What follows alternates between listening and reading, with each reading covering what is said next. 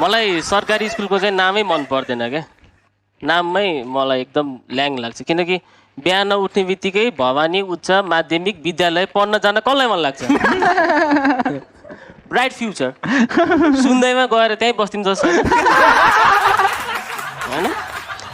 अर्को तिमीहरू सरकारी स्कुलको विद्यार्थीहरू